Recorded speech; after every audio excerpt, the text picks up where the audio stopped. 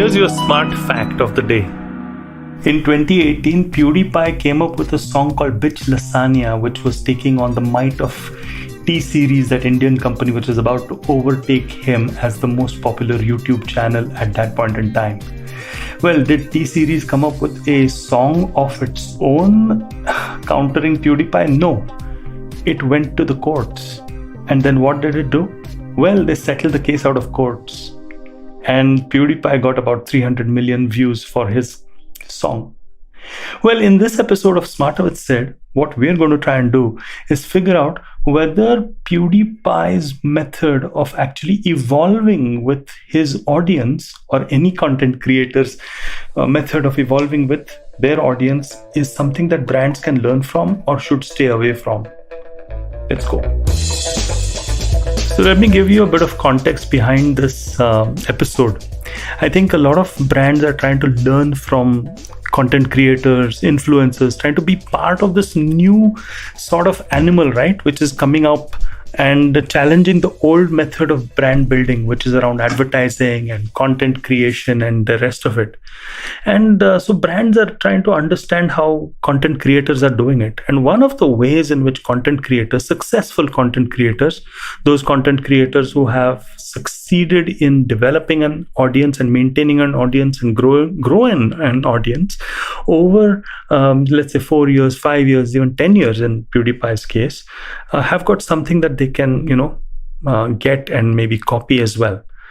Well, what these guys have been doing is that they have been evolving with their audience. Like, for example, Pewdiepie has been evolving with the audience. So it started off with what many people call disparagingly 10-year-old kids.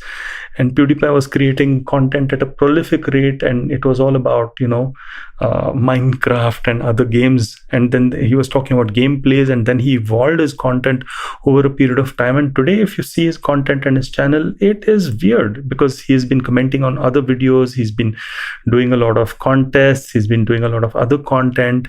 And it is virtually unrecognizable from where he started. Of course, he's been pretty clever about it, in the sense he has not made radical shifts to content. He has kind of evolved his content very, one step at a time, slowly introducing things. But what he's done is that he's grown his audience, not just grown his audience, but also kept his original audience right there. So that's the lesson from any content creator, any successful content creator who has been doing this, for a long period of time. There have been others who have fallen off the radar, and one example of this sort of creator could be Lilly Singh. And I've covered 3 lessons that I've learned from Lilly Singh in an earlier episode of Smarter with Sid. But essentially, when she was creating the same kind of content over a period of time, but her audience had evolved, she came across as somebody, at least to my mind, who was kind of creating content for an invisible audience, and which means that that audience didn't exist. That audience had matured and grown up and gone away, but she was trying to produce content for the new 13-year-olds who would replace the old 13-year-olds. Unfortunately, the new 13-year-olds who would replace the old 13-year-olds didn't have a connect with maybe Lilly Singh's brand of humor. And I'm not saying that she went wrong. She certainly changed. She corrected her ways. She had a stint, etc. in normal television, came back to being a YouTuber, etc. But I'm not going that way in this episode. What I want to do is figure out what works and what doesn't for a content creator, and can that lesson be learned and used by a brand. So evolving with audience, like, okay, today my audience target segment wise is 18 years old, but tomorrow it'll be 19, day after it will be 20, and I need to create content which is relevant for the older person that I had started talking to at a younger age. But now let's compare and contrast that with a brand, shall we? So if I look at a brand, let's take a chocolate brand, let's take Cadbury's, or let's take a toothpaste or whatever. They're looking at a target segment, they're looking at a demographic, they're looking at creating content for that demographic and creating communication that will help them get the sale. And then suddenly you realize, okay, they are going to talk to people who are, also evolving. So are they also evolving their communication based upon how their audience is evolving? I think successful brands certainly do a bit of that. But it's not the only path in town towards success. I think a lot of brands also have the luxury and also have the time to play around a little bit and keep talking to the core audience of new people coming into that segment, and let's say into the segment of chocolate, in Cadbury's case, and talk to them as if they were talking to a new set of 13-year-olds. Now, this a content creator can do only at their peril, but a brand can necessarily do this for a longer period of time than a content creator.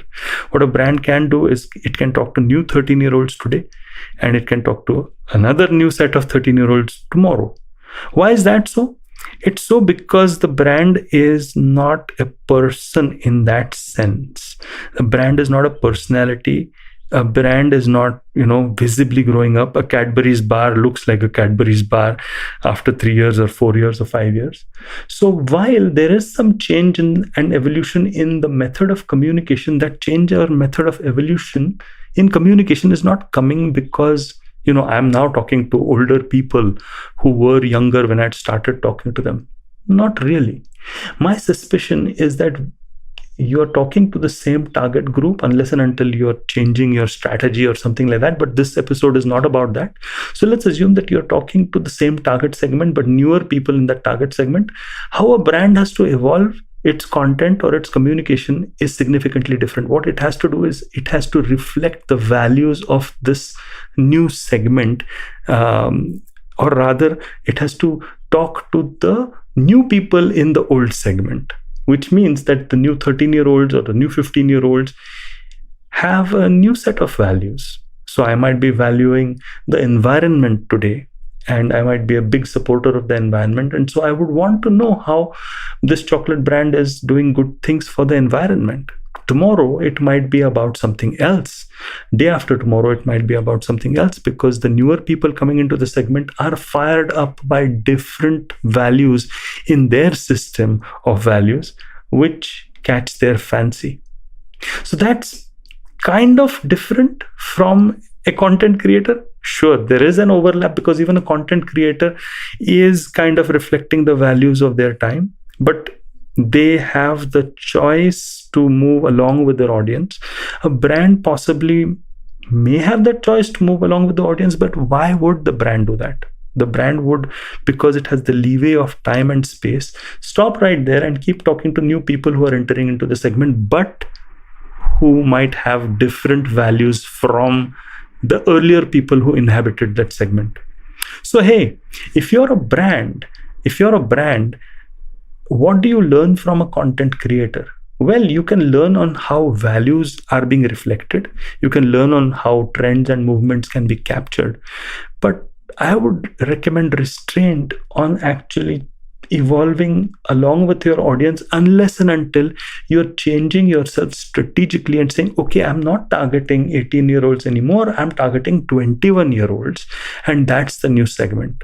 You see the point? It's a very subtle point, and it's something that we need to really get hold of in our head, especially if we are on the brand side of the fence. And hey, if you're a content creator, I think evolution along with your target audience is probably the way to go. But that does mean that you have to look at how do I carry the audience, but also attract newer segments to the kind of content that I'm creating. I think it's just approaching these two different content paths from different perspectives. And I think that there's fun and joy and a lot of learning for both paths. Both paths do intersect. I'm not saying that it's an either or situation. There is a spectrum there, but it's always better to have an approach towards your content creation, especially if you're a brand and not a content creator. Well, I hope that makes sense. It's a subtle point here. It's a subtle point, but hopefully one that makes us 1% smarter, if not more. And I hope you like this episode of Smarter with Said. Many more to come from where this came from. And hey, if you like this episode, do like and subscribe to this podcast. And if you like this podcast, many more podcasts that you can check out IVM's stuff, where they've got, so much of variety and so much of goodness waiting to be just, listened to. And hey, if you like me, I'm the traveling professor, and I'm on LinkedIn and Instagram, so do follow me over there. Until next time then. Until next time.